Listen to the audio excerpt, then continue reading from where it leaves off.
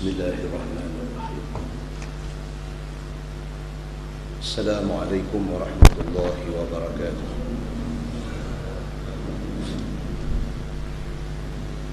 Alhamdulillah wa bihi nasta'in. Asyhadu an la ilaha illallah wahdahu la syarika lah. Wa asyhadu anna Muhammadan 'abduhu wa rasuluh. ونصلي ونسلم على هذا النبي الكريم سيد المرسلين وعلى آله وصحبه أجمعين. أما بعد، أيها المؤمنون اتقوا الله، أوصيكم وإياي بتقوى الله، فقد فاز المتقون. Muslimin dan muslimat, mudah-mudahan dirahmati Allah Subhanahu wa ta'ala. Di dalam sebuah hadis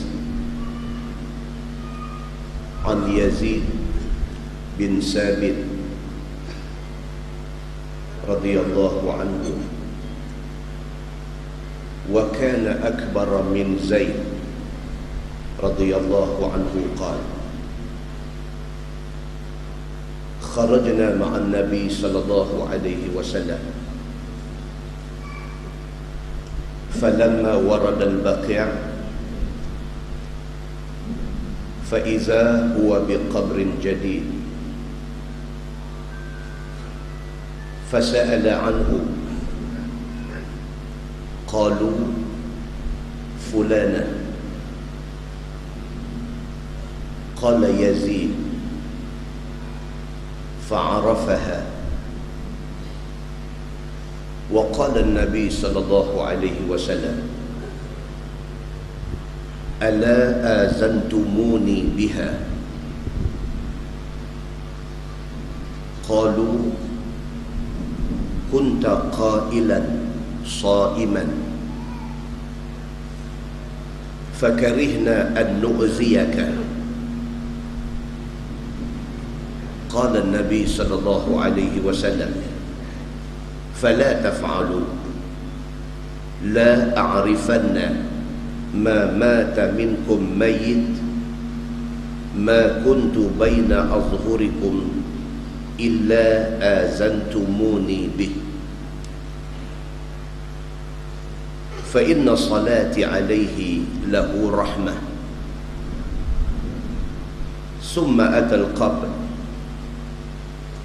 فصففنا خلفه فكبر عليه 4 أو كما قال. Hadis sahih riwayat Ibnu Majah daripada Yazid bin Sabit, dan dia adalah abang kepada Zaid bin Sabit. Dan Zaid bin Sabit dia adalah penulis wahyu. Zaid bin Sabit dia adalah penulis wahyu kepada Nabi sallallahu alaihi wasallam. Bila wahyu turun, dia tulis. Hadis ni diriwayatkan oleh abang dia, abang kepada Zaid bin Sabit, nama dia Yazid bin Sabit. Kata Yazid bin Sabit, kata dia, satu hari kami keluar bersama dengan Nabi sallallahu alaihi wasallam. Falamma warada al-Baqi', bila sampai di perkuburan Baqi'. Dan perkuburan Baqi' adalah kubur yang decentralized bagi penduduk Madinah. Madinah dan kawasan sekitar dia, kalau mati simpan di Baqi'. Kalau di Mekah dan kawasan sekitar dia, perkuburan dia dipanggil Ma'la, dan disitulah letaknya kubur Sayyidatina Khadijah, isteri pertama Nabi sallallahu alaihi wasallam. Yazid bin Thabit Dia cerita, dia kata satu hari dia keluar bersama dengan Nabi SAW apabila melalui kawasan perkuburan Baqi'. Faiza huwa biqabrin jadid. Ada satu kubur baru. Bila Nabi lalu, Nabi nampak ada satu kubur dan Nabi tahu itu kubur baru. Fasa'ala anhu. Nabi tanya, kubur siapa ni? Bila dia mati, siapa dia ni? Qalu fulana. Sahabat-sahabat kata ini kubur satu perempuan. Dia mati tadi dan kami simpan dia dah. Qala Yazid fa'arafaha. Yazid kata bila sebut kata perempuan ni yang mati ni, perempuan ni Fulanah bin Fulan, dia Nabi kenal dia. Wa qala Nabi sallallahu alaihi wasallam ala azantumuni biha. Nabi kata awak tak habaq kat aku. Nabi kata pasal apa dia ni mati tak bagi tahu kat dia. Nabi kata pasal apa tak habaq kat aku kata perempuan ni mati. Qalu kunta qailan sa'iman fakarihna an nu'ziyak.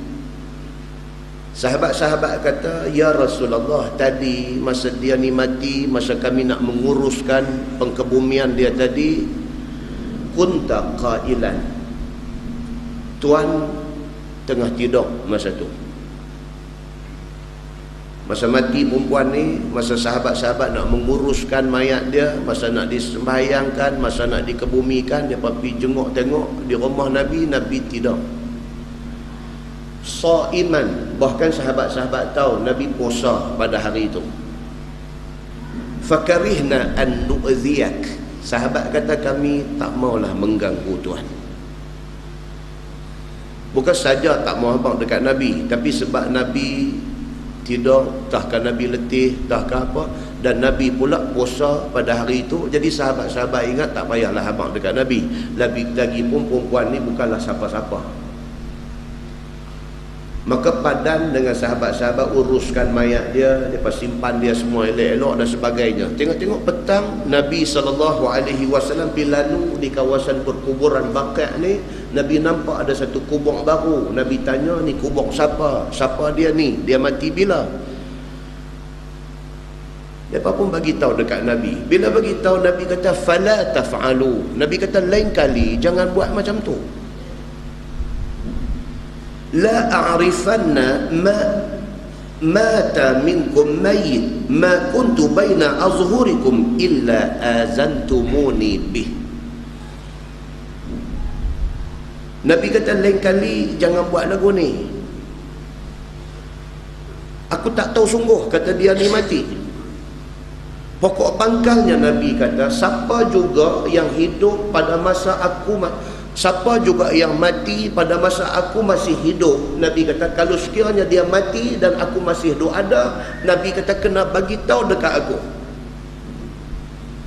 Fa inna salati alaihi lahu rahmah. Nabi kata kerana aku sembahyangkan mayat orang yang mati itu, bagi orang mati itu rahmat bagi dia.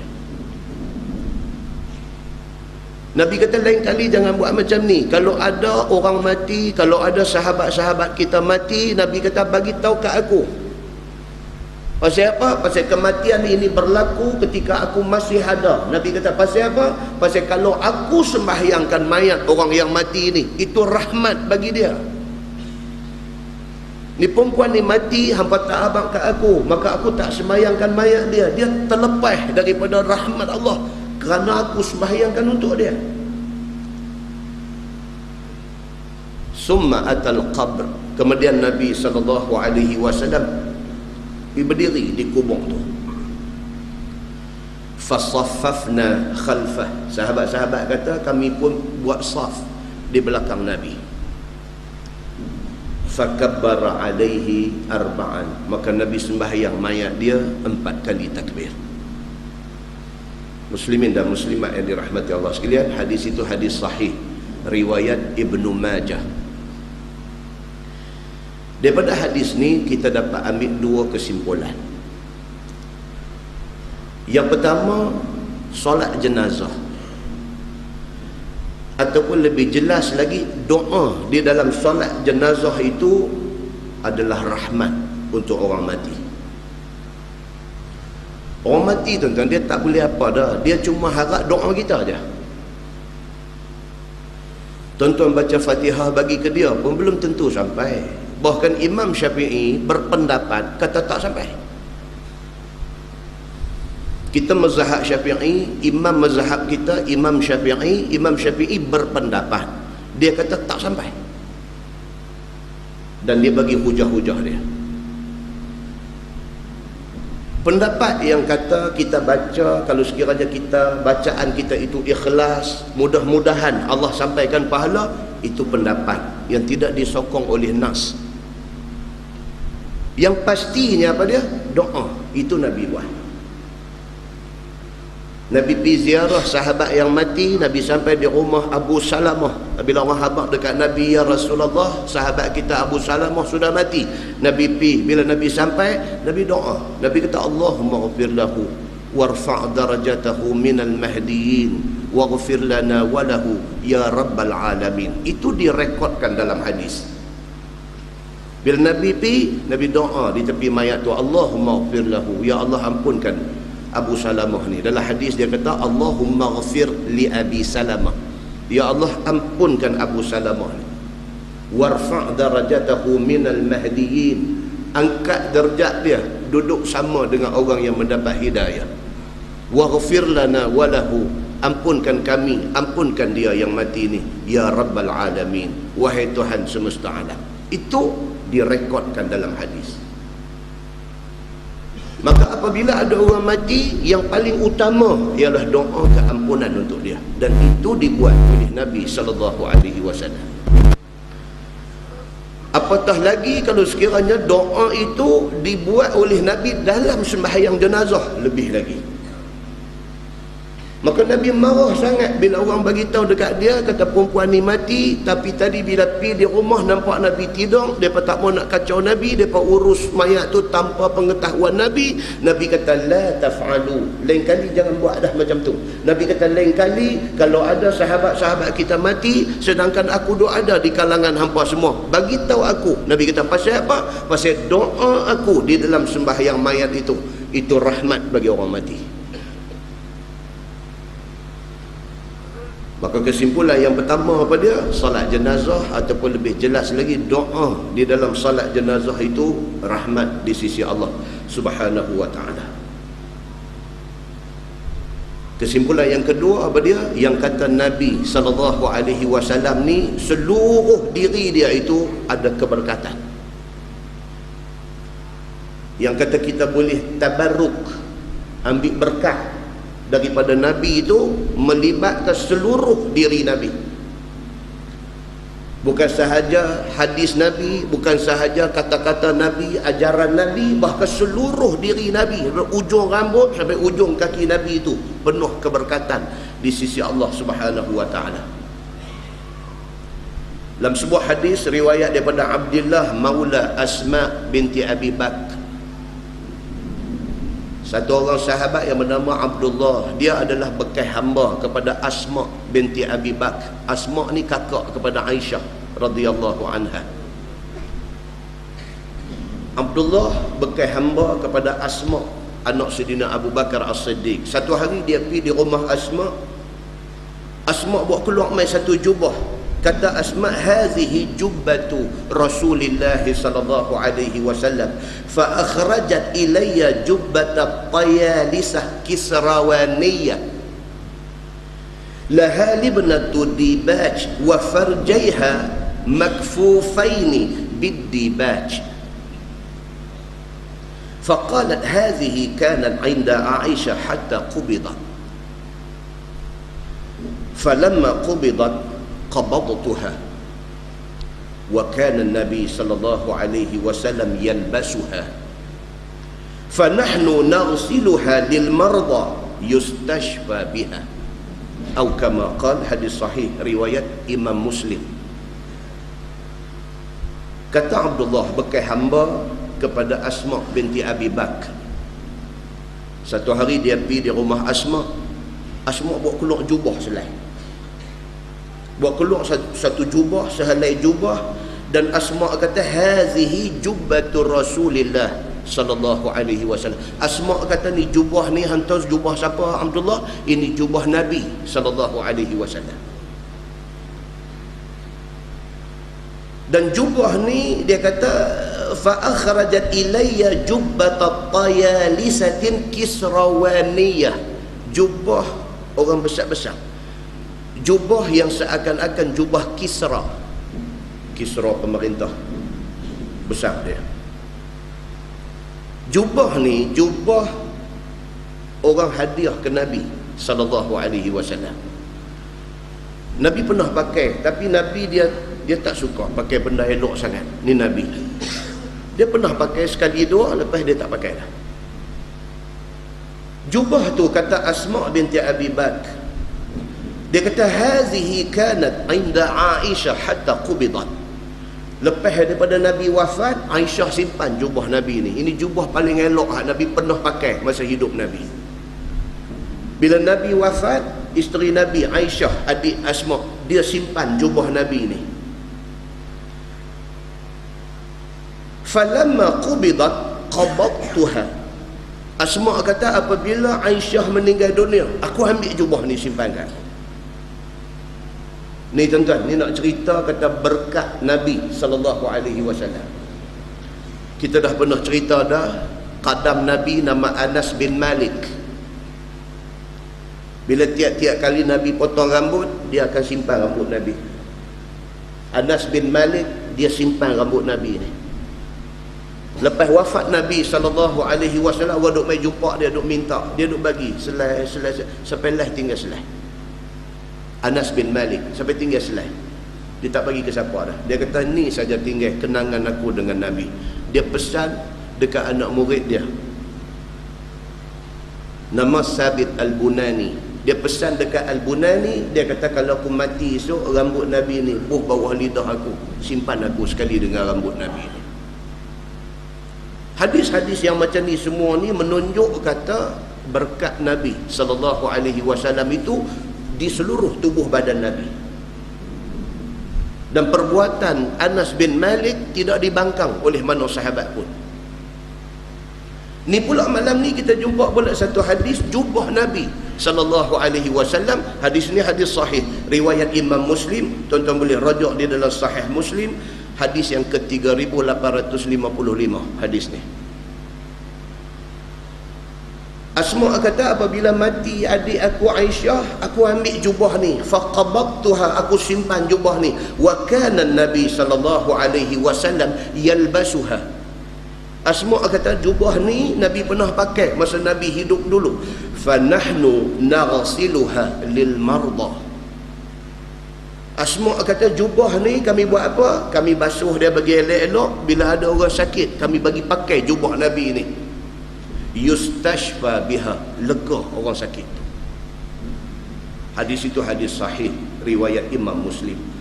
Juga diambil simpul oleh ulama hadis bahawa pakaian Nabi juga ada keberkatannya.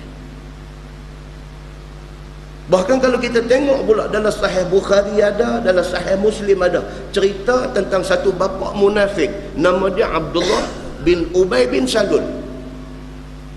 Abdullah bin Ubay bin Salul apabila dia nak mati, dia sepanjang hidup dia, seumur hidup dia, macam-macam dia buat kepada Nabi dan kepada Islam.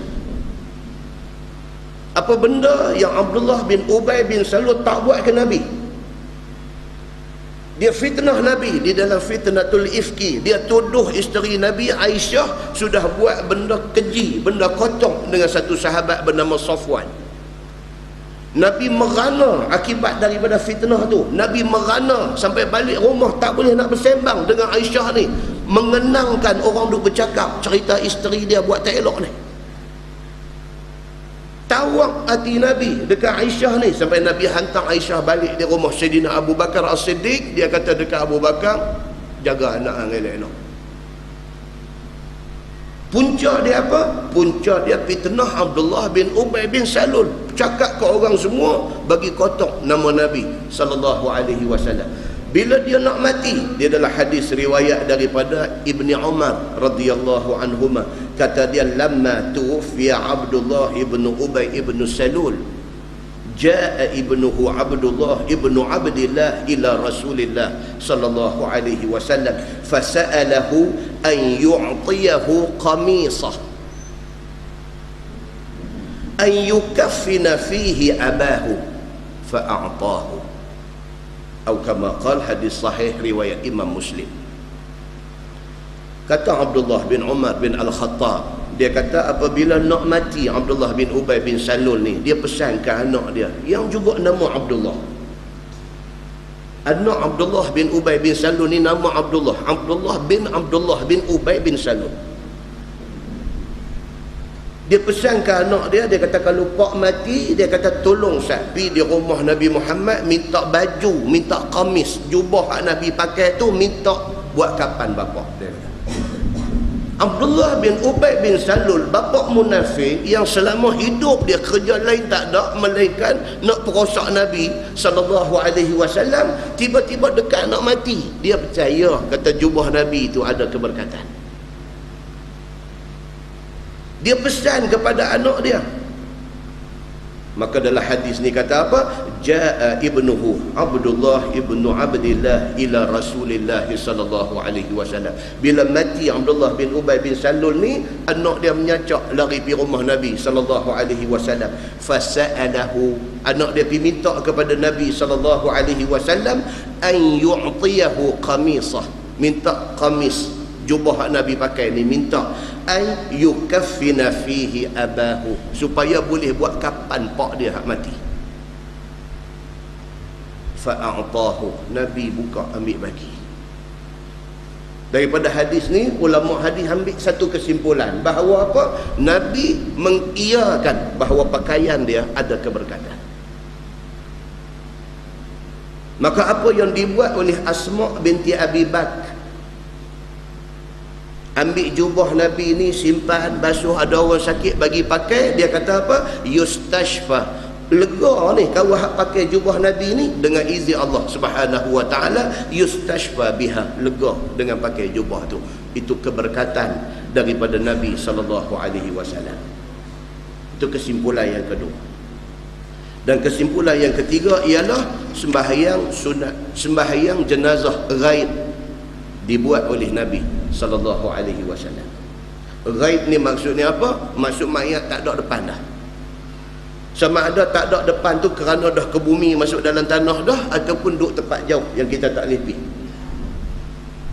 Kita ada satu orang sahabat, satu orang kawan, satu orang yang kenal lama dengan kita, jiran kita dulu dan sebagainya, mati, esok baru orang habaq kat kita.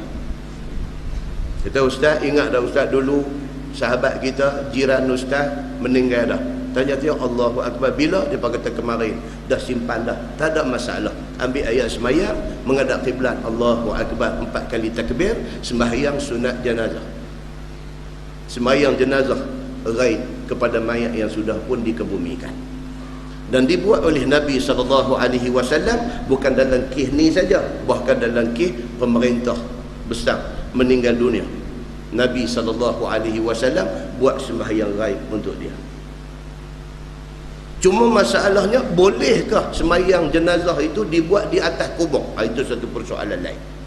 Bolehkah dibuat di atas kubur? Berdasarkan hadis tadi, dibuat oleh Nabi SAW di kawasan kubur. Dia ada syarat dia. Dalam sebuah hadis riwayat daripada Abi Sa'id Al-Khudri radhiyallahu anhu, kata dia, qala Rasulullah sallallahu alaihi wasallam, al-ardu kulluha masjid. Nabi kata, bumi Allah Ta'ala ni tang mana pun boleh jadi masjid, boleh semayang, tak ada masalah. Bumi Allah Ta'ala ni al-ardu kulluha, bumi ni semua sekali masjid. Nabi kata boleh jadi tempat sujud, boleh semayang. Illa al-maqbarah wal hammam, melainkan dua tempat Nabi kata tak boleh semayang. Apa dia? Maqbarah, kubur, wal hammam, dan lagi satu lagi, bilik mandi, tak boleh buat tempat semayang. Nabi kata macam tu. Qila li Abi Muhammad tujzi'u salah fil maqbarah.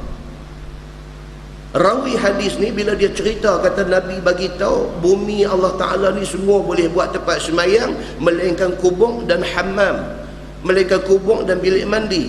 Orang tanya dia, tujzi'u salah fil maqbarah, adakah sembahyang di kubur itu sah? Nabi kata tak boleh semayang di kubur. Habis kalau kita semayang di kubur, adakah sembahyang itu sah? Qala iza lam takun 'alal qabri fa na'am. Kata rawi hadis ni apa dia? Selagi mana sembahyang itu tidak di atas kubur, maka boleh, dia kata. Atas kubur tak boleh. Kalau nak sembahyang jangan di atas kubur. Faham tak? Maksudnya di bawah tu ada mayat, jangan kita berdiri di atas tu sembahyang, tak boleh. Berdiri di kawasan yang tidak disimpan mayat.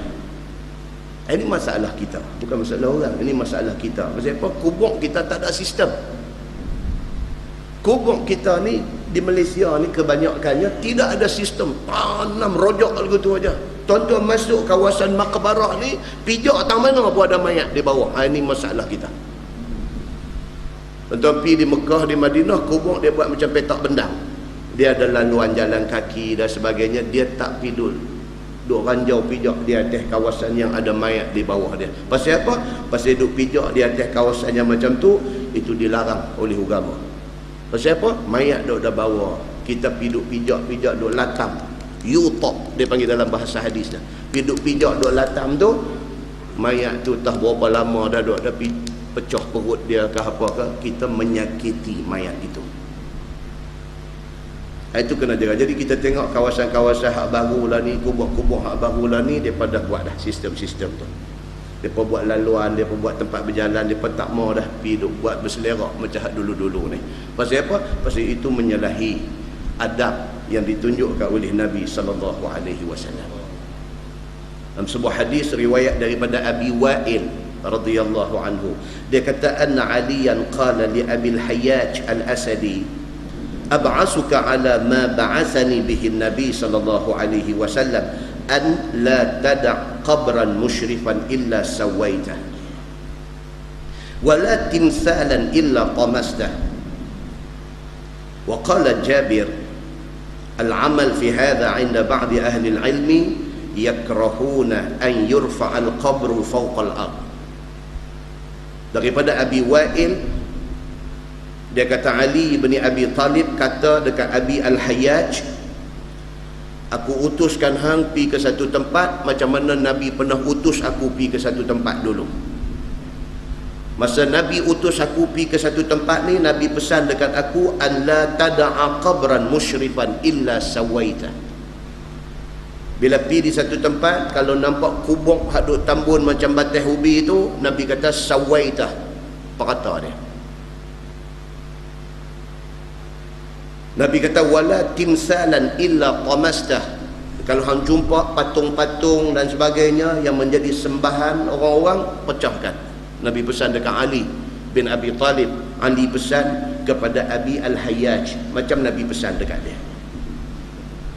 Dan kata Jabir, dia kata di kalangan sahabat-sahabat Nabi yakrahuna an yurfa'al qabru fawqal ardi. Sahabat-sahabat Nabi tak suka kubur dibuat tinggi macam batas ubi. Wa qala Syafi'i, dan kata Imam Syafi'i, imam mazhab kita, Imam Syafi'i kata apa? Akrahu an yurfa'al qabru illa biqadri ma yu'rafu annahu qabr. Imam Syafi'i kata aku tak suka kalau sekiranya kubur tu dibuat tinggi-tinggi. Imam Syafi'i kata aku tak suka. Kalau nak buat pun kadar tinggi sikit yang menunjukkan kata itu kubur, cukup. Maka dalam kitab fiqh Imam Syafi'i, dia kata apa? Kubur bila dah diselesai pengkebumian, bagi tinggi kadar jangan lebih daripada sejengkai. Sekadar nak tanda kata ini ada kubur di sini. Pasal apa? Pasal Imam Syafi'i pun kata akrahu an yurfa al-qabr. Aku tak suka kubur itu diangkat naik tinggi illa biqadri ma yu'rafu annahu qabr. sekadar nak tahu kata ada kubur, likaila yuta wala yujlas alaih. Imam Syafi'i kata supaya bila dah tahu kata di situ ada kubur, jangan kita pijak di atas kubur tu. Imam Syafi'i kata bila kita dah tahu kata kawasan tu ada kubur, likaila yuta, supaya orang tak duduk latam pijak di atas kubur tu, wala yujlas alaih, dan orang tak duduk di atas kubur. Pasal apa? Pasal duduk itu haram. Itu siapa kata? Waqala Syafi'i, dan berkata Imam Asy-Syafi'i. Muslimin dan muslimat yang dirahmati Allah, banyak benda sebenarnya yang kita tak tahu, yang kita ambil buat suka hati kita tanpa merujuk kepada hadis-hadis Nabi yang sahihah, hadis-hadis Nabi yang sahih. Mudah-mudahan muqaddimah itu memberi manfaat kepada kita semua insya-Allah. Kita menggunakan Bahrul Mazi jilid 2. Bahrul Mazi jilid 2 muka surat 92. Bab ma jaa fi fadli salawatil khams. Itu bab yang datang pada menyatakan kelebihan sembahyang fardu yang 5 waktu. Ketahuilah saudaraku, bermula sembahyang 5 waktu itu telah datang beberapa hadis menerangkan kelebihannya dan dosa besar meninggalkannya. Sembahyang fardu subuh, zuhur, asar, maghrib, isya ni kalau buat pahala besar, kalau tinggal dosa besar. Macam kita pergi Mekah. Pergi Mekah tu pahala besar. Pasal apa? Satu sembahyang di Masjidil Haram 100,000 pahala. Tapi buat dosa di kawasan tanah haram juga dosa besar. Maka tajuk nak main malam ni dia nak cerita tentang sembahyang fardu. Sembahyang fardu ni apa dia? Satu ibadat yang menjanjikan pahala besar, tapi meninggalkan dia berdosa besar. Baik. Maka di sini menerangkan bahawasanya sembahyang itu menghapuskan dosa. Ni hadis nak main ni dia kata siapa sembahyang subuh, zuhur, asar, maghrib, isya, sembahyang ni bukan setakat dapat pahala, menghapuskan dosa. Yang tu yang bagus tu. Sebagaimana hadis dikeluarkan oleh Imam At-Tirmizi an Abi Hurairah radhiyallahu anhu anna Rasulullah sallallahu alaihi wasallam qala as-salawatul khams wal jumu'ah ila al-jumu'ah kaffaratun lima bainahun ma lam tughshal kaba'ir. Diriwayatkan daripada Abi Hurairah radhiyallahu anhu bahawa Nabi sallallahu alaihi wasallam bersabda, bermula sembahyang 5 waktu dan di antara satu jemaat dengan satu jemaat yang di depan, di antara tu adalah kifarat bagi segala dosa di antaranya. Terus sembahyang maghrib tak saat ni, saat lagi nak sembahyang isya. Kita lah ni duk ada di dalam zon, duk ada di dalam kawasan pengampunan dosa. Ni kita duk ada ni dalam kawasan pengampunan dosa oleh Allah Subhanahu wa taala. Ni lah ni. Pasal apa? Pasal kita lepas sembahyang maghrib dan kita dalam keadaan nak tunggu sembahyang isya, kita duduk dalam keadaan ataupun dalam zon pengampunan dosa. Ditambahkan pula kita duduk dalam kuliah pengajian yang memang dijanjikan oleh Nabi sallallahu alaihi wasallam keampunan dosa, double janji daripada Allah dan Nabi, duk ada double ni dalam ruang ni. Maka faham dia apa dia? Amat rugilah orang yang tidak hadir majlis seumpama ini. Rugi. Bukan rugi dia tak dapat ilmu, bahkan rugi yang lebih besar lagi ialah rugi tak dapat pengampunan dosa. Itu lagi rugi. Muslimin dan muslimat yang dirahmati Allah sekalian. Maka lagi satu Nabi sallallahu alaihi wasallam kata wal jumu'ah ilal jumu'ah. Hari jemaat hari tu kita sembahyang jemaat, nak mai pula jemaat ni. In between dua jemaat ni kita dijanjikan kifarat dosa oleh Allah Subhanahu wa taala selagi mana kita tidak buat dosa besar. Antara jemaat dengan jemaat ni, kalau tuan-tuan tengok di dalam kitab yang lebih besar lagi, dia main syarat lah. Dia tak semudah tu. Dia main syarat. Syarat dia apa? Syarat dia jemaat hari tu ni kita buat cukup cantik. Dia start daripada kita keluar nak pergi sembahyang jemaat tu awal. Dia start daripada situ syarat dia.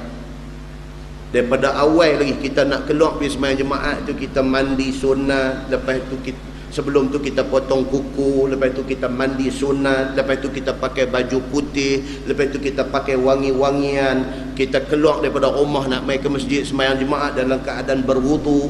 Kalau boleh, kalau rumah kita tak jauh dengan masjid, dia suruh pergi berjalan kaki. Bila sampai di masjid, masuk sunat tahiyatul masjid, dia ada satu checklist.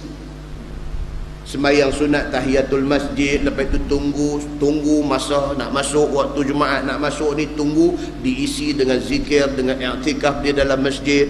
Kemudian apabila mula khutbah, tak boleh tidur, tak boleh lena, tak boleh bercakap, tak boleh lalai, tak boleh main-main. Sebaliknya tumpukan kepada isi kandungan khutbah dan sebagainya sampai habis selesai khutbah semua, sembahyang, lepas sembahyang bagi salam semua, doa, kita balik, kita penuhi syarat-syarat tu semua, kita dapat janji kifarat dosa daripada jemaat ni dengan jemaat lagi sekali, selagi mana kita tidak buat dosa besar. Syarat tu semua kena penuhi. Pasal syarat-syarat tu termaktub di dalam hadis yang berbagai-bagai. Ulama ambil daripada banyak-banyak hadis, dia ekstrak keluar, dia buat satu list. Kita kena cek semua tu, kita buat, mudah-mudahan kita mendapat janji kifarat dosa ataupun pengampunan dosa di sisi Allah Subhanahu wa taala. Baik, dia kata semua tu apa dia? Ialah kifarat bagi segala dosa, barang yang di antara keduanya selama tidak mengerjakan dosa besar. Dia kata. Baik, dengan hadis ini dapatlah tahu akan seseorang itu, jikalau tidak luput daripadanya sembahyang 5 waktu pada tiap-tiap hari, nescaya jadilah sembahyangnya itu membersihkan dia daripada dosa. Dalam hadis lain Nabi kata apa? Aku nak tanya hampa, Nabi kata, kalau satu orang tu mandi satu hari 5 kali, agak-agak hampa ada tak daki di badan dia? Sahabat kata kalau 5 kali sehari mandi tentu tak ada daki. Nabi kata begitulah orang yang sembahyang fardu 5 waktu setiap hari, tidak ada dosa pada dia. Nabi buat kiasan macam tu. Nabi tanya dulu sahabat, agak-agak apa kalau orang rajin mandi ni sehari 5 kali, kotokkah dia ni? Oh, sahabat kata kami pun 2 kali aja mandi, ini pun dah bersih. Oh, Nabi kata begitulah halnya orang yang sembahyang fardu 5 kali sehari, bersih dia daripada dosa. Muslimin dan muslimat yang dirahmati Allah sekalian.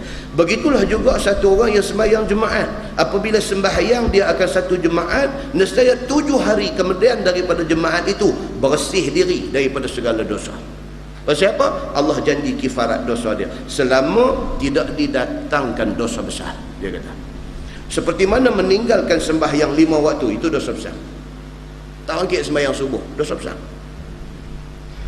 Zuhur dia buat kalang kabut terlepas tak sembahyang, dosa besar. Asar dia buat kalang kabut nak balik rumah apa-apa, tentu maghrib tak sembahyang asar, dosa besar.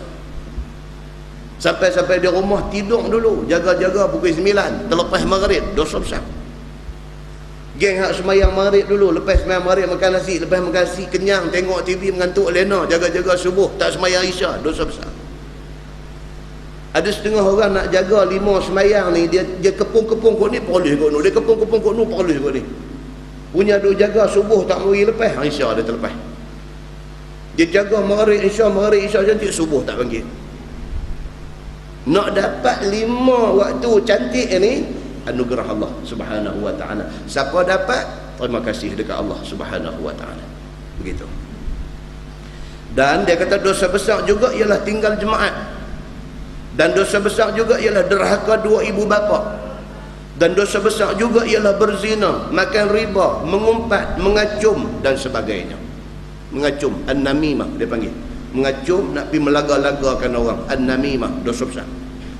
Kerana dia jadi batu api, berapa ramai orang bergaduh, dosa besar. Dan demikianlah ia daripada satu jemaat kepada satu jemaat, apabila sembahyang ia nescaya bersih dia daripada dosa di dalam seminggu itu. Kalau dijaga macam ni, seminggu tu dia bersih daripada dosa. Melainkan dosa besar dia tak lepas, dia sangkut juga kalau dia buat. Maka tiadalah bersih ia, yakni daripada dosa besar, melainkan dengan taubat. Dosa besar ni tak ada dia, melainkan bertaubat, minta ampun kepada Allah Subhanahu wa taala. Kata At-Tirmizi, bermula hadis ini ialah hadis yang hasan lagi sahih. Ada satu sahabat Nabi nama dia Huzaifah bin Yaman. Di kalangan ulama hadis, Huzaifah bin Yaman ni terkenal sebagai satu penyimpan rahsia Nabi. Huzaifah bin Yaman ni terkenal dia ni sebagai penyimpan rahsia Nabi. Ada banyak benda-benda yang Nabi cerita kat dia. Kata Nabi macam ada satu trust dekat dia. Bukan Nabi tak trust sahabat lain, tapi dia ni banyak menyimpan benda-benda orang lain tak tahu.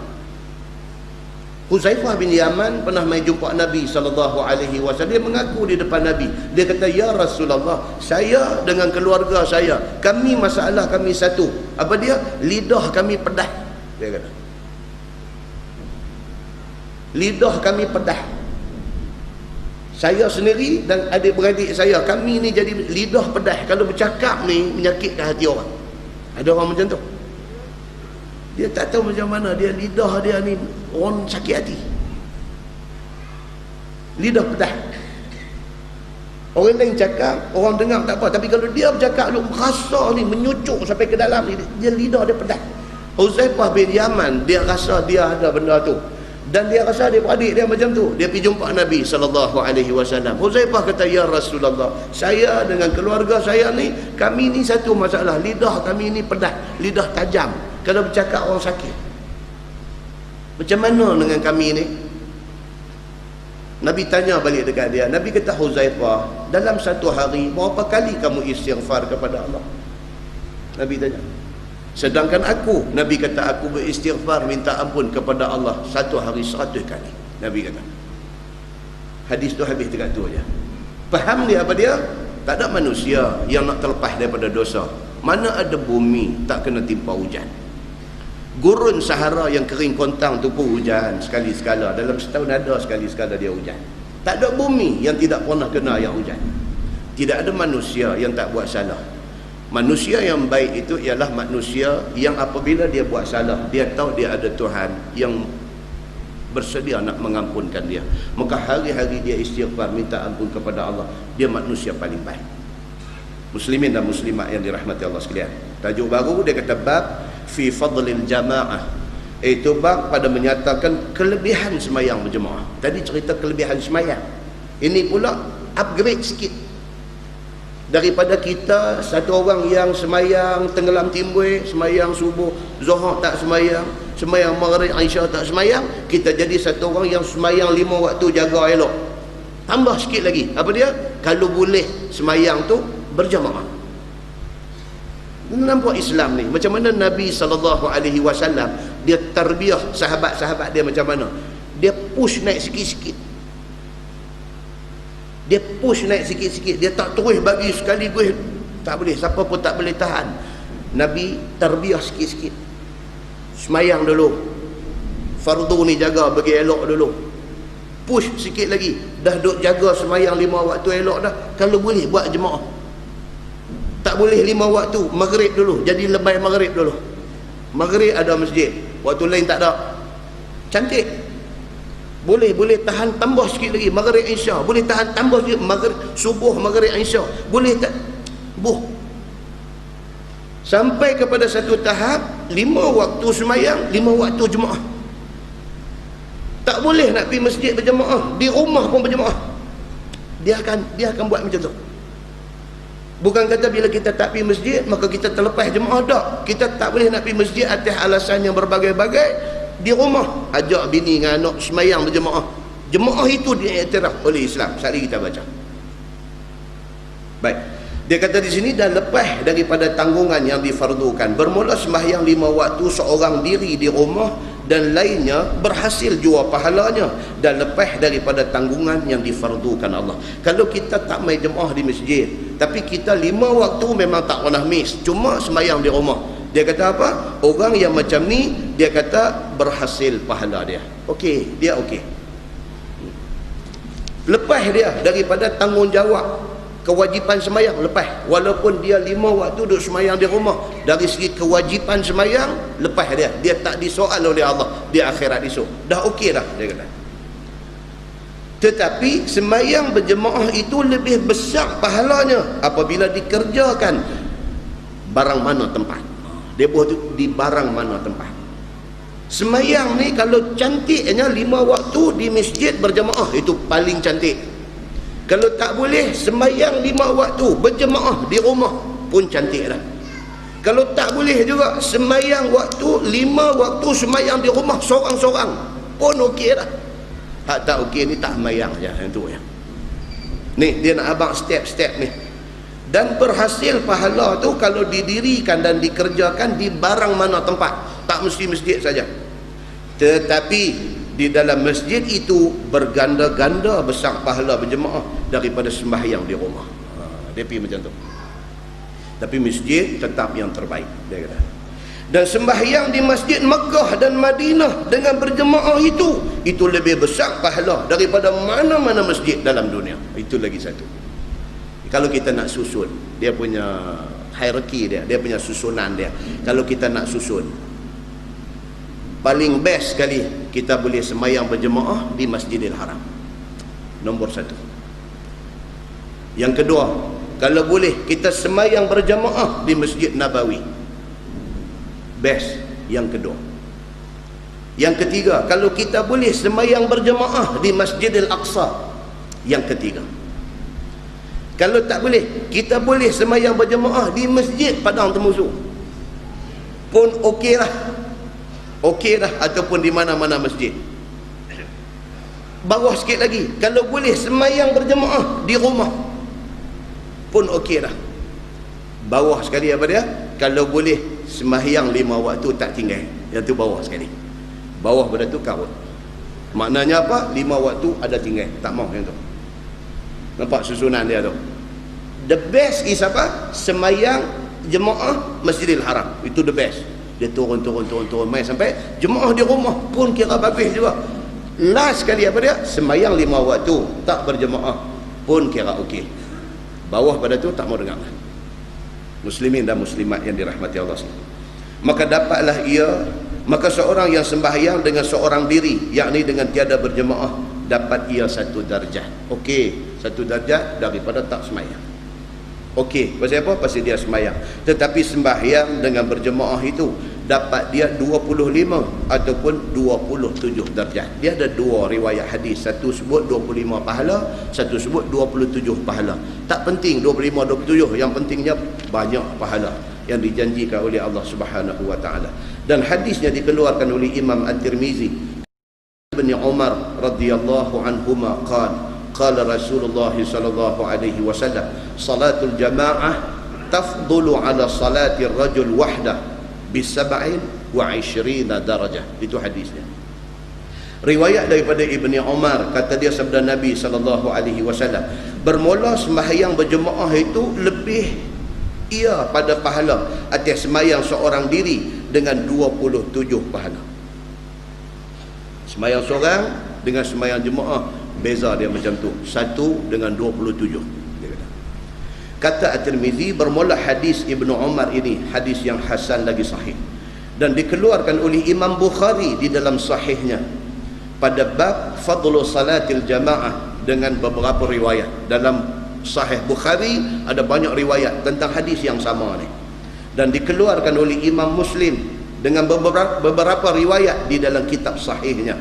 Dan Imam Asy-Syafi'i ada mengeluarkan beberapa hadis di dalam musnadnya, di dalam kitabnya. Masalah sembahyang berjemaah dan sebab besar pahala. Pasal apa sembahyang jemaah ni pahala besar?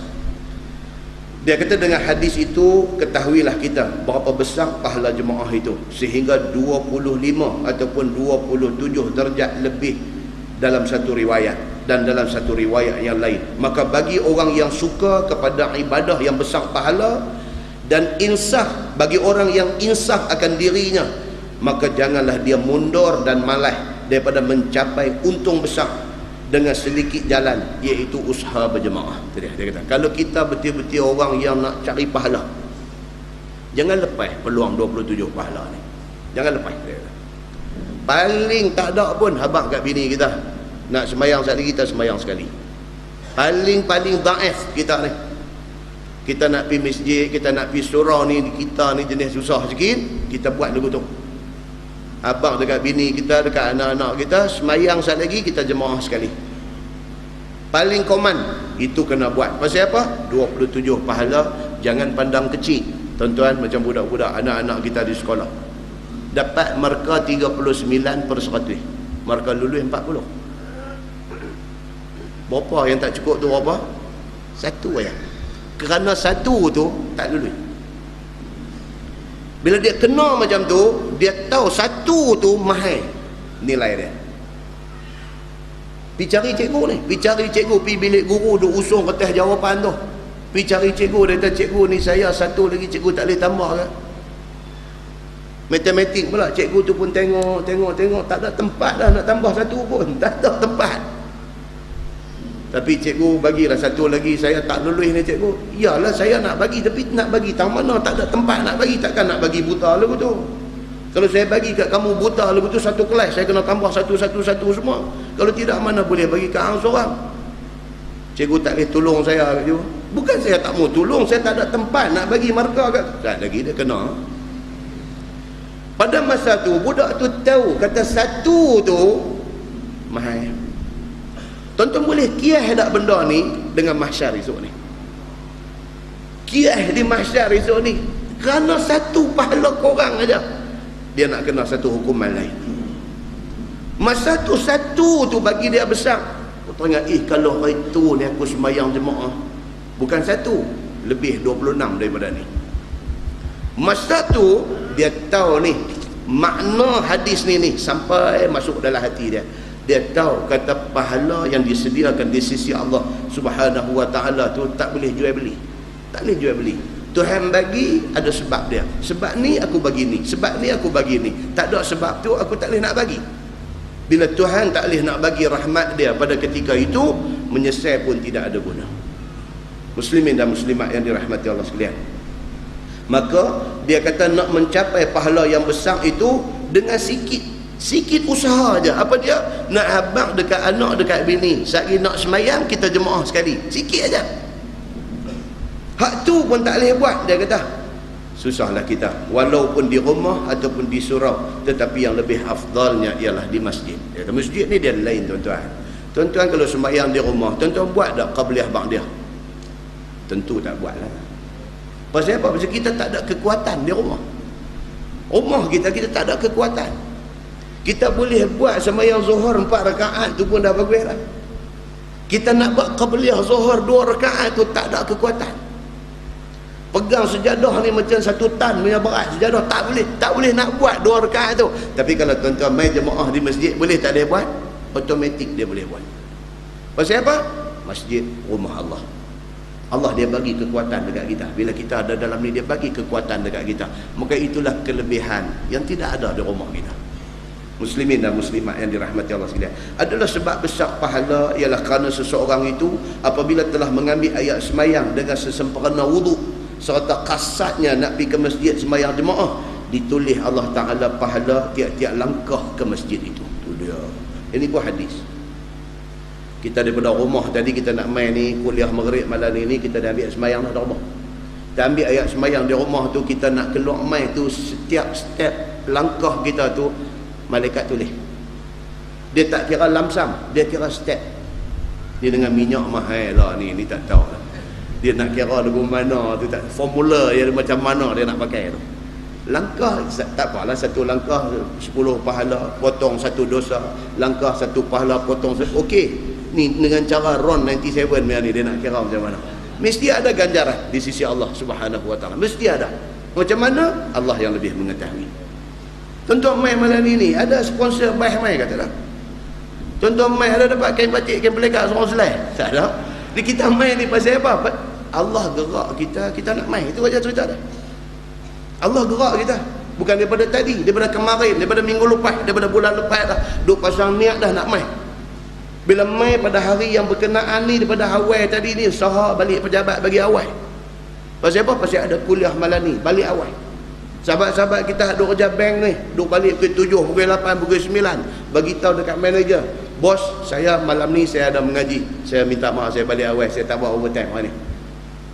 Bos pula kata dari aku kalau jadi hang seronok lah, aku pun teringin nak pergi mengaji, tapi aku nak buat macam mana, aku tak boleh kata. Awak tak boleh pula saja, hang tak mau. Kan? Dia aku kalau jadi macam aku pun seronok, tapi aku tak boleh.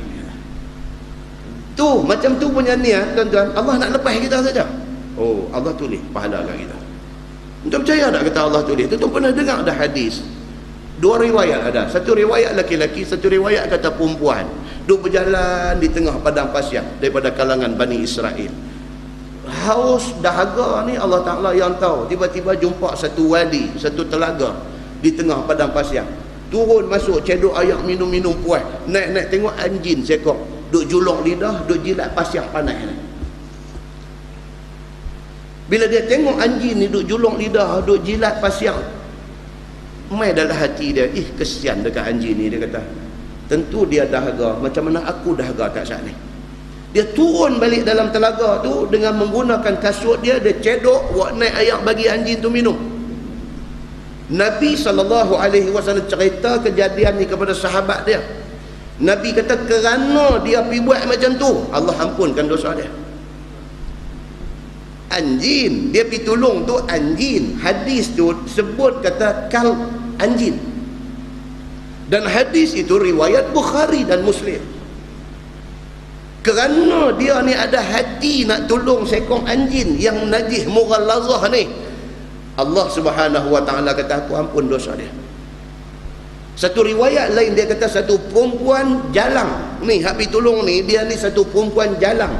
Dia ni pergi cedok ayam nak bawa naik tu, dalam hadis kata dia gigit kasut dia nak ragah naik ni, gigit kasut yang isi ayam tu, letak bagi anjing tu minum. Allah ampunkan segala dosa jalang ni. Kerana apa? Ada hati nak tolong anjing ni. Kalau tolong anjing Allah menilai sebagai satu kebaikan, tuan-tuan, takkan kita duk buat macam pada tadi nak balik nak main mengaji, Allah tak nilai kita. Allah tak macam tu, tuan-tuan. Allah menilai kita dengan satu penilaian yang besar.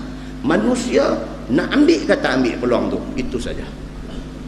Muslimin dan muslimat yang dirahmati Allah sekalian, dia kata, dan orang yang macam ni ditulis Allah pahala tiap-tiap langkah dia nak pergi masjid, dan dihapuskan dengan sebab langkah ke masjid itu akan kesalahannya. Dua dapat. Step nak pergi masjid, pahala dapat, potong dosa. Step pergi nak pergi masjid, pahala dapat, potong dosa. Akaun pahala duk naik, kita biar dosa duk turun. Tuan-tuan boleh bayang tak kalau sekiranya Allah Subhanahu wa taala buat benda ni dalam bentuk mata kita nampak di dunia ni. Langkah setapak lagu duk main 50 dalam poket. Katalah Allah buat macam tu. Satu langkah pergi RM25 masuk, RM27 masuk dalam poket.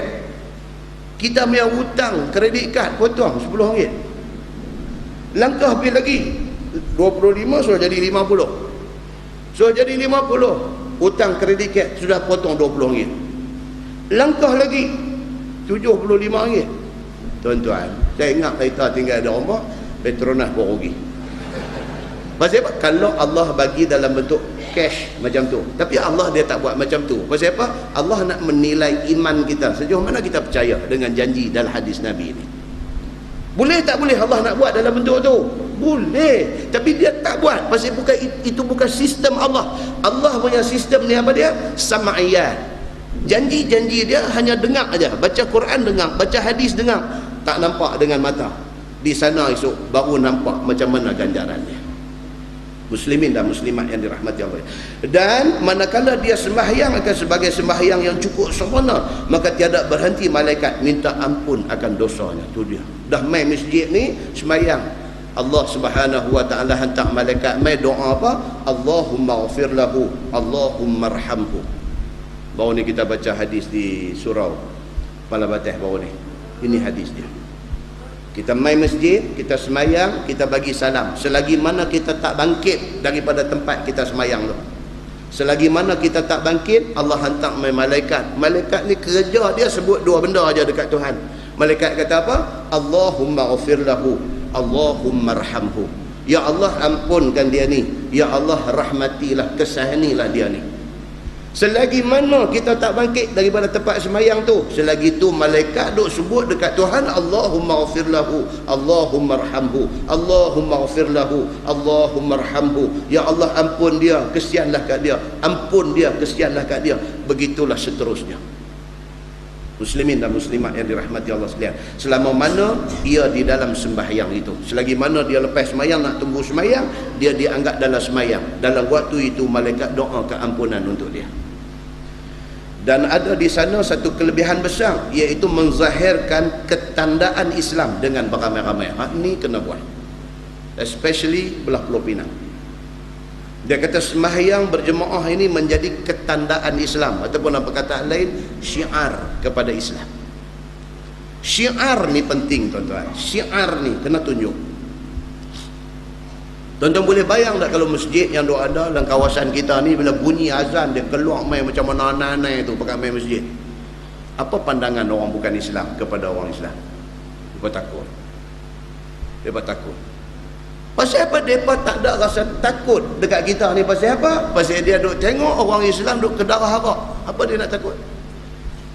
Masjid tak pergi satu pasal kedarah harak. Tuan-tuan baca tak ni laporan yang baru keluar? Malaysia berjaya menduduki tangga ke-10 dari segi bilangan penagih arak dunia. Ini baru keluar kemarin. Satu statement keluar, Malaysia yang mengaku kata negara Islam ni berjaya potong beberapa negara orang bukan Islam no, orang negara orang putih, Europe apa semua ni, kita ni potong lepas. Dari segi apa? Dari segi nak ambil bangku ke-10 peminum arak tegar dunia. Hebat kita ni. Terkejut tengok. Balik tadi buka Malaysia Kini, ada dia keluar tu pihak yang mengeluarkan apa nama survey yang mereka buat ni, dan Malaysia duduk nombor 10. Orang pakat duk hantar posting di bawah tu, tahniah kerana berjaya duduk nombor 10. Tahniah. Saya baru baca tadi aja. Ya Allah, apa nak jadi kata. Yang pergi jadi nombor 10 tu pasal apa tuan-tuan? Adakah kerana bukan Islam ni duk pergi ke darah harak? No. Islam pun bukan sikit duk pergi ke darah harak. Pasal itulah menyumbang kepada dapat nombor 10 tu. Muslimin dan muslimat yang dirahmati Allah. Kalau tidak kerana ada orang-orang yang bagus-bagus, Allah pelingkuplah kita ni. Dengan berjaya ambil nombor 10 ni, Allah dah pelingkup dah kita ni. Kan saya selalu duduk baca hadis Qudsi yang Allah Subhanahu wa taala sebut itu, falaula masyayikhu ruk'a wa syababun khusya' wa atfalun rudda wal bahaimu rutta la ja'altu as-samaa'a min fawqikum hadida. Allah kata kalau tidak kerana ada masyayikh, ada orang tua-tua ruk'a yang duk rokok semayang. Kalau tidak kerana hampa pergi masjid ni ada orang semayang, pergi masjid ni ada orang semayang tua, masyayikh, orang tua-tua tapi duk semayang, pergi masjid ni ada, masjid ni ada. Wa atfalun rudda, kalau tidak kerana ada atfal, budak-budak kecil yang masih rudda, yang masih duk menyusu susu mak. Wal bahaimu rutta, Tuhan kata kalau tidak kerana ada bahaim, ada lembu kerbau, yang lembu kerbau ni badan sendo-sendo duk makan rumput, la ja'altu as-samaa'a min fawqikum hadida, Tuhan kata aku dah tukar dah langit di atas itu bagi jadi besi bagi hampa mampus semua di bawah ni. Tuhan kata aku tak buat lagu tu dekat hampa pasal apa? Pasal aku kesian tengok mereka ni. Ada orang tua-tua duk semayang, ada budak-budak duk isap susu mak, tak ada dosa mereka ni. Kerana mereka ni aku hold dulu azab aku, tak bagi kena kat hampa. Dengan duk main nombor 10 ke darah harak ni karut tuan-tuan. Muslimin dan muslimat yang dirahmati Allah, apa nak jadi kepada kita? Tuan-tuan boleh tengok benda ni senang-senang. Boleh tengok benda ni senang-senang. Orang Islam minum arak ni boleh tengok senang-senang. Kita duduk bola kampung, duduk main masjid, balik rumah kita tak nampak benda ni. Celapak pergi hotel besar-besar sikit, naik tengok apa duduk ada atas tu, orang macam mana ada pegang botol minum ni. Pergi tengok sat muka siapa yang duduk ada atas tu. Muslimin dan muslimat yang dirahmati Allah, ini yang kita nak. Dia kata apa? Dan menzahirkan syiar Islam. Kita nak benda ni. Kalau masjid dalam Pulau Pinang tu, di Pulau Pinang tempat Cina ni, orang Islam Pulau Pinang ni cuma berapa persen aja lah ni di Pulau Pinang ni. Di Pulau Pinang tu kalau boleh buat kuliah pengajian, mai penuh masjid, parking sampai ke tepi jalan penuh ni, alhamdulillah tuan-tuan. Bukan apa, nak tunjuk syiar agama kita dekat depa. Nak tunjuk kepada mereka kewujudan kita di bumi itu. Dan benda ni dia kata penting dalam Islam, dan menunjukkan satu hati setiap-tiap waktu. Bila masuk waktu, semua orang satu hati, turun mai semua pakat semayang dan berpandang-pandangan dan bermesraan pada setiap masa. Turun mai itu pula dalam keadaan ukhuwah Islamiyah. Kita mai itu dalam keadaan kita saudara sama-sama Islam. Kita proud to be a Muslim. Kita bangga kita jadi orang Islam. Dia mau macam tu. Kita kena tunjuk benda ni. Dan bersatu tempat ibadah. Mai semayang di masjid ni, turun mai satu tempat, semayang di sini. Betapa cantiknya orang Islam kalau kita boleh tunjuk macam tu. Dan amal yang membersihkan hati seorang ke atas seorang, dan mengikat kasih seorang dengan seorang, dan lainnya daripada sebab yang besar-besar yang menjadikan besar pahala semayang berjemaah tu. Pasal tu semayang jemaah ni penting. Dia kata pasal apa? Nak tunjuk kita punya solidarity, nak tunjuk kita ni solid bersatu di atas agama kita. Nak tunjuk tu. Jangan duk kata tunjuk-tunjuk ni tak bagus. Kacau lah kalau kata begitu. Depa ni sempena apa berlarak sampai tutup jalan, sampai kita nak pergi masjid pun sangkut. Depa punya duk tunjuk, kita tak mau tunjuk. Mayang pun tak mau nak tunjuk lah. Habis kita tuan-tuan, habis. Apatah lagi dalam keadaan minoriti di tempat-tempat tertentu ni. Muslimin dan muslimat yang dirahmati Allah. Maka sayogia tiada seorang meluputkan dia. Kalau boleh, dia kata cuba untuk tunjuk kita punya kekuatan Islam kita ni pada mata semua orang. Masalah sembahyang jemaah ada macam-macam derajat pahalanya. Sembahyang, walaupun sembahyang jemaah, pahala tak sama, dia kata. Wahai saudaraku, telah diterangkan pahala jemaah ni ada macam-macam riwayat. Setengah kata 25, setengah kata 27 darjat, dan setengah riwayat pula menyebutkan 25 juzuk. Dan dengan bermacam-macam riwayat itu dapat kita tahu bahawa sembahyang jemaah ni macam-macam darjat, dia kata. Kata Imam Nawawi, bermula bersalahan hadis itu dengan sebab bersalahan hal orang yang sembahyang. Imam Nawawi kata, yang pahala tak sama ni pasal apa? Pasal dia nak kena tengok banyak benda. Pahala tu nak kena tengok banyak benda. Contohnya apa? Sembahyang di Masjidil Haram dengan sembahyang di Masjid Padang Temusu, mana boleh sama pahala? Sana 100,000, sini 27 ataupun 25. Darjat tak sama. Semayang di Masjid Nabawi, semayang di Masjidil Aqsa, tak sama. Semayang di masjid yang jemaah dia ramai dengan semayang di masjid yang 2 orang aja. Saya biasa nak pergi mengajar masjid, nak pergi kuliah masjid, terlewat singgah semayang kot jalan dulu. Kita singgah, kita jadi imam. Pasal apa? Ada pun bilai seorang aja. Dia bang bertanak kita apa masjid ni cantik. Orang turun tengok dia seorang. Dia pun balik lah tengok, alhamdulillah ustaz mai dah kata. Oi, kacau. Kan kita dia bang, dia qamat, kita jadi imam, habis sembahyang kita salam, dia tinggal dia seorang balik. Ada masjid minta orang cakap lah, kat dalam Kedah ni. Kita singgah nak sembahyang, kita berjalan kita singgah nak sembahyang Zuhur, singgah Allahu akbar. Daripada kolak nak ambil ayat sembahyang tu dah tak gamak dah. Tak gamak dah, nak suar tangan, nak kumuk tu tak gamak dah, dalam tu macam-macam dak ada. Habis ambil semayang, daripada kolah nak masuk tempat semayang ni macam pucuk-pucuk punya jalan. Pasal apa? Duk elak tik cicak. Nak pijak ada tik cicak, gostan balik pi ikut. Dia kata dia ni pun pucuk-pucuk ke apa? Lagu duk buat lagu tu. Tik cicak. Bilangan tik cicak ada tu menunjuk kata lama dah orang tak pergi semayang tu. Lama dah. Sedih bila kita tengok benda macam sedih. Tak ada masjid, minta masjid. Tak ada surau, minta surau. Dapat masjid, dapat surau, tak mau pergi imarah. Muslimin dan muslimat yang dirahmati Allah. Benda-benda macam ni kena cover. Kalau tidak, rosak kita. Muslimin dan muslimat yang dirahmati Allah sekalian. Kata Imam Nawawi, bersalah-salahan hadis dengan sebab bersalah-salahan hal segala orang yang sembahyang itu. Setengah orang sembahyang dapat 25 darjat, setengah dapat 27 darjat, dengan sekira-kira kesempurnaan dan pemeliharaannya atas segala kelakuan sembahyang dan khusyuknya. Yang tu pun ambil kira juga. Sembahyang dia kalau khusyuk, mungkin dia dapat markah penuh 27.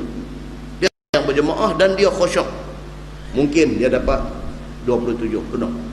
Tapi kalau sembahyang tak tahu terbang pergi ke mana, pahala tentu kurang. Pasal apa? Pasal khusyuk dia tak ada. Dan banyak bilangan orang yang berjemaah juga mempengaruhi pahala. Semayang tu penuh sampai ke belakang tu, pahala lain. Dengan sembahyang ada 3 orang, pahala lain. Itu sebab sembahyang jenazah pun disuruh ramai. Sembahyang jenazah pun, tuan-tuan balik kepada hadis Bukhari, hadis Muslim, dia beritahu sembahyang jenazah ni, dia kata kalau boleh tidak kurang daripada 100 dan dijadikan 3 saf, dia kata. Hadis yang sahih. Kalau boleh dijadikan bilangannya tidak kurang daripada 100 dan dibuat 3 saf. Itu dalam hadis Nabi kata macam tu. Pasal apa? Lagi ramai lagi bagus. Dalam pada ramai-ramai tu takkan ada seorang mustajab doa. Berbanding dengan mai 10-20 orang, macam kita nak minta pendapat, nak minta pandangan ni, nak bincang ni bulan puasa, nak mai ni, kita nak buat program apa di masjid kita selain daripada sembahyang tarawih.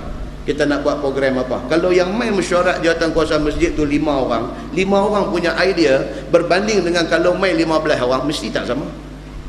15 orang punya idea tentu ada idea yang lebih baik daripada hak main 5 saja ni. Lagi ramai bagi pendapat, lagi baik, lagi banyak benda kita boleh tapih, cari yang terbaik. Demikian hal dengan sembahyang dan kelebihan mereka itu. Orang yang sembahyang tu sendiri, apa kelebihan mereka? Juga membawa kepada pahala lebih di sisi Allah dan kemuliaan buminya dan lain daripadanya. Kita sembahyang di mana? Di Mekah, di Madinah. Bumi itu juga menyumbang kepada pahala lebih di dalam sembahyang. Dia kata. Masalah sembahyang berjemaah itu dengan berapa orang yang dianggap berjemaah. Yang kata jemaah ni berapa orang? Adakah 2 dianggap jemaah? Ataupun 2 tak boleh, 3 ke atas baru dia anggap jemaah. Jom kita tengok dia kata apa. Kata Imam Syafi'i, imam mazhab kita, kata Imam Syafi'i di dalam kemudian daripada telah didatangkan akan hadis tadi, dan sembahyang yang ber3 orang ke atas apabila menjadi imam mereka itu seorangnya, itu namanya berjamaah. Imam Syafi'i kata 3. Pasal apa? Arab dia 1 dia kata mufrad, 2 dia kata musanna, 3 baru dia panggil jamak. Nak kata jamaah ni dia kena 3 ke atas. 2 saja Imam Syafi'i berpendapat tak apa cantik, dia kata. Bagi 3 dan ke atas baru cantik dianggap jemaah. Dan aku harap akan sembahyang yang berdua yang menjadi imam salah seorang juga dinamakan jemaah. Dia kata aku harap, tapi aku pegang kata 3 ke atas itu jemaah. Harap-harap dia kata 2 pun boleh lah kot diterima sebagai berjemaah. Tu dia mau macam tu. Imam Syafi'i kata begitu.